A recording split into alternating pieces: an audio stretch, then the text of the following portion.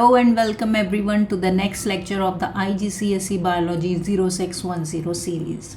In this lecture we will discuss topic 16.4 of the syllabus, that is sexual reproduction in humans. It's our lecture 6, and in this lecture we will discuss entire male reproductive system.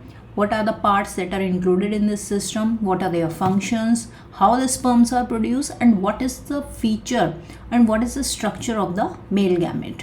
So let's start our today's discussion. So before starting male reproductive system, let's understand what is the meaning of reproduction. Reproduction is the process, as we discussed earlier also, is there is a process of producing new individuals by the process of fertilization. Now new individuals can also be produced by asexual reproduction, but if the reproduction involves the process of fertilization, then it is sexual reproduction. And now the sexual reproduction has, why we are saying it is sexual, because it involves two sexes, male and female, and the male and female sex will produce male and female gamete, and these gametes, when fused by the process of fertilization to produce a new individual, then the process is called sexual reproduction. That is, involvement of two sexes is essential for sexual reproduction, otherwise it will become asexual reproduction. Now in case of humans, the fertilization is fusion of sperm nucleus, that is male gamete, with the ovum nucleus, that is female gamete. So in case of humans, the male gamete is sperm and female gamete is ovum. When the male gamete, sperm, and female gamete, ovum meet, that is fuse, they form a zygote, and this zygote divides many times to form an embryo, and this embryo will further develop into a new individual. So this is the gist of the process of reproduction and fertilization in case of humans. We will discuss later it in more detail. For now, you have to understand that male gamete is sperm and female gamete is ovum. Now let's start male reproductive system. So this is the diagram of the male reproductive system, and male reproductive system consists of one pair of testes we called it in singular form, and it is the main male reproductive organ in which sperms are produced. Okay, you can see in this diagram that these oval structures are testes.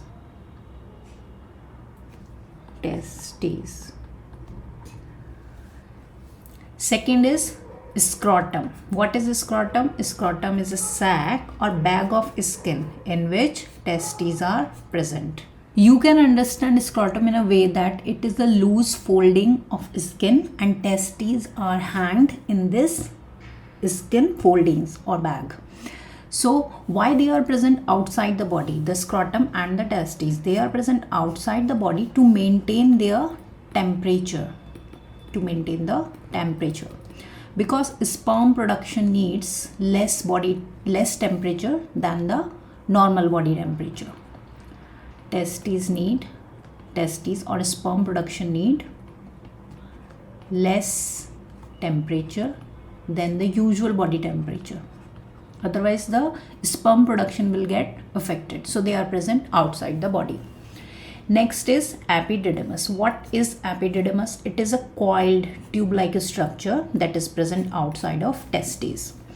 In this diagram you can see that this structure above the testes is epididymis.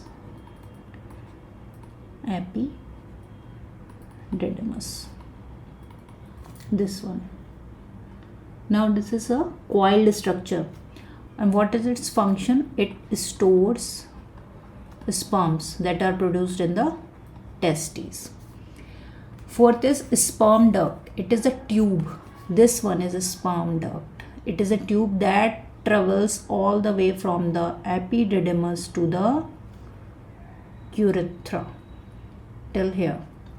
It joins urethra just below the urinary bladder. This tube, it is also coil tubule. This entire tubule is sperm duct from epididymis to the point it joins the urethra. This is urinary bladder. From urinary bladder, urethra will start and the sperm duct, this one, will join urethra just below the urinary bladder. This is urinary bladder. Urinary bladder is not a part of male reproductive system. It is just shown here for the sake of convenience. So these are the four structures: testes, scrotum, bag-like structure, epididymis, and sperm duct. Next is urethra. It runs down the urinary bladder as we just discussed. It starts from the urinary bladder from this point and travels all the way to the entire length of the penis. This one is urethra. It travels all the way through the penis and ends at the tip of the penis. This is urethra. Next is penis. This is penis. This is the external genitalia for copulation. This is penis. It is essential for copulation and it consists erectile tissues and blood vessels as well that makes us firm during the time of intercourse. Next is prostate gland. Prostate gland is present at the junction of sperm duct to urethra and it surrounds the urethra. So this structure is prostate gland. We just discussed that sperm duct joins urethra below the urinary bladder, and where the sperm duct joins urethra, the prostate gland is present. Also, the prostate gland surrounds the urethra. Let's take, this is urinary bladder and this is urethra. So prostate gland is present here like this. It will surround the urethra. And the sperm duct will open somewhere here in the urethra just below the urinary bladder. So they are all present at a one point or a junction. Now next is seminal vesicle. Where it is present? It is also present where the sperm duct joins the prostate gland. These are seminal vesicles, these tubules or coiled structures. Now it is the point where the sperm duct is joining the urethra, and seminal vesicle and the prostate gland both are present at this junction. So it's a bit complicated, but if you study it again and again, you will get the clear picture of the male reproductive system. So these are the 8 important parts of the male reproductive system. Now let's understand what are the functions of these different parts. First is testes. It is the main reproductive organ or the male gonad. Gonad is used for the organ that produces gametes. And what are the male gametes? Sperms. Sperms are also called spermatozoa. Second is scrotum, we just discussed. It is important to regulate the temperature to keep the testes cooler or lower temperature than the body. Scrotum is essential for this feature. Next is epididymis. Epididymis stores sperms. Sperms are produced in testes and get stored in epididymis. Then what happens? Sperm duct, the sperms which are produced here in testes get stored in epididymis, and then they will travel all the way through the sperm duct to the urethra. So what is the feature of sperm duct? It allows passage of sperm, carries sperm from testes. Next is urethra.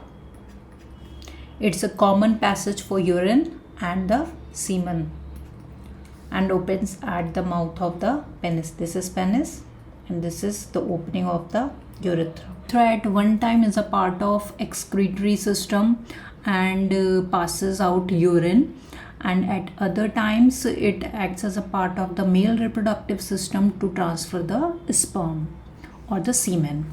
Next is penis. What is the feature of penis? Penis is used to transfer sperms into female vagina during the sexual intercourse. Penis, this is penis, and it acts as a male external genitalia for copulation. It is essential to transfer the sperms.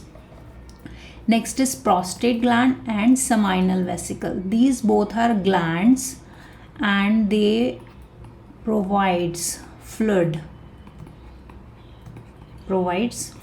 and nutrients. They provide fluid and nutrients to the sperms for their development, and the fluid plus sperm will form semen. So semen contains the sperm. Sperm and semen are two different terms. Sperm are the male gametes, and when the sperm gets combined with the fluid which is secreted by the prostate gland and the seminal vesicle, then it becomes the semen. So these are the functions of different parts of the male reproductive system. Let's take a side view. This is the side view of the male reproductive system. This is the testes. Outside the testes, it is epididymis. From epididymis, what arrives? From epididymis, a tube-like structure arrives, which is called sperm duct. It travels all the way to the urethra. This is urethra.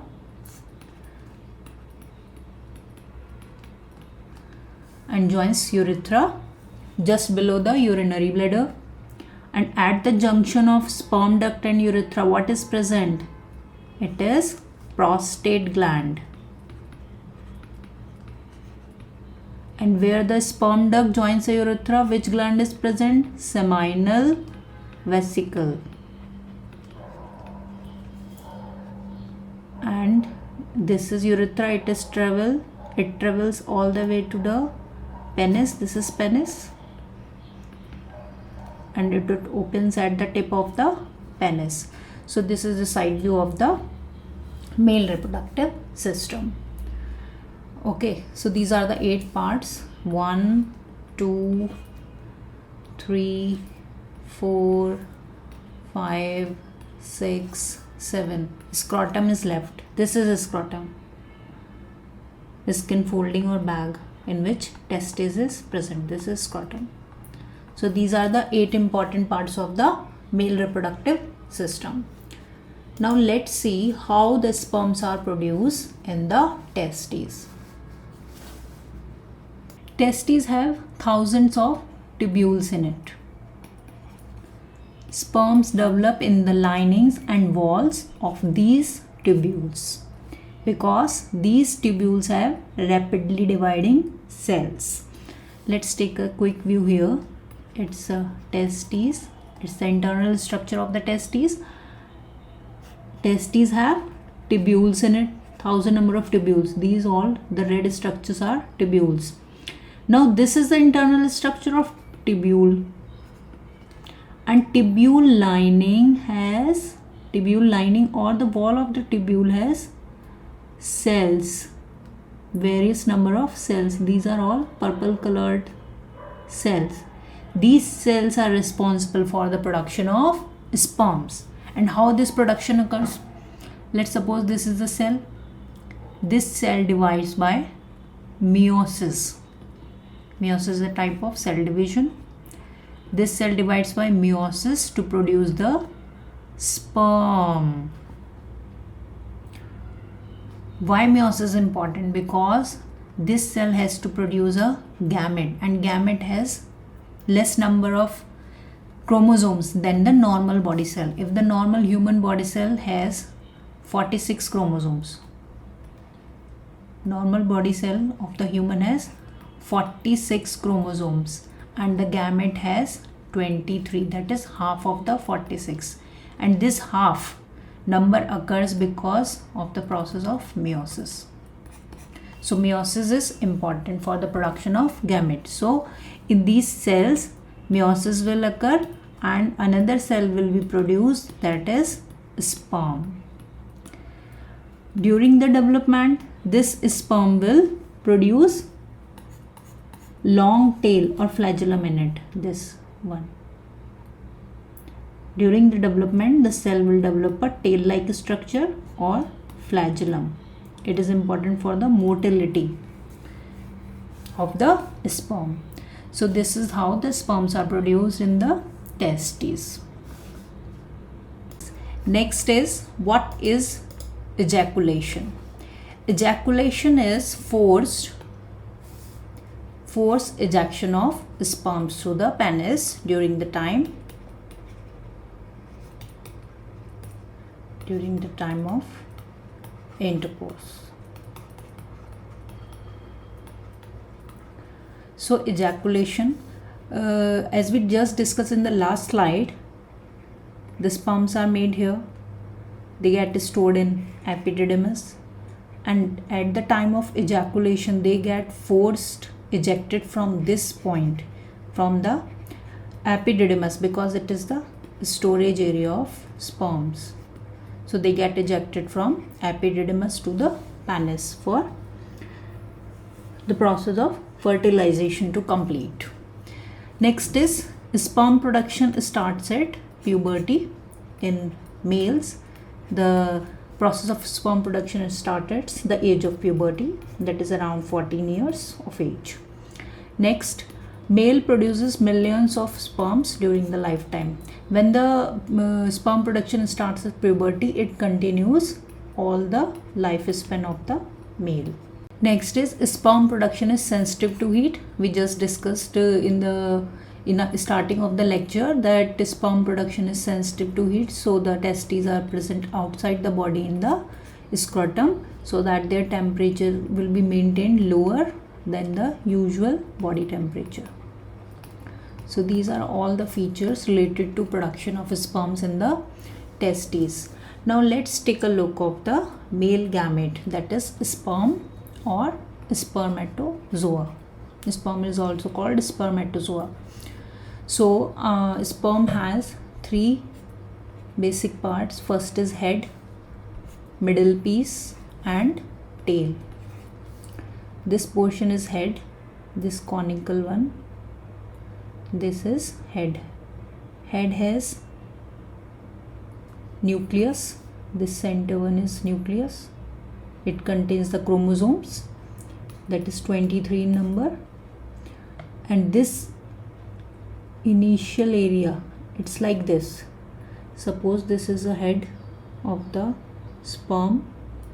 In center it has nucleus, and just below the conical portion of the head it has another area called acrosome. Acrosome is very important for the sperm because it has enzymes in it that dissolves the coating around the egg, dissolves egg coating or coating around the ovum, so that the sperm can enter the egg and process of fertilization will occur. So acrosomal enzymes are important to make the path for the sperm entry in the ovum. Next is middle piece. Middle piece has mitochondria in it. These are mitochondria. Mitochondria provides energy for the motility of the sperm. So it is important for energy. Third is tail or flagellum. This is tail. Tail is essential for swimming in the semen and for traveling or for mobility we can say mobility in the body. So these are the important features of the sperm. First part is head, middle piece, tail. Head has acrosome, acrosome has enzymes, and these enzymes dissolve the layer around the egg or ovum so that the sperm can enter the egg and process of fertilization will occur. Mitochondria is present in the middle piece to provide energy for the motility, and motility is provided by the tail. So this is the entire structure of male gamete, and that's all for today. In the next lecture we will discuss female reproductive system. Keep learning, keep practicing. Thank you.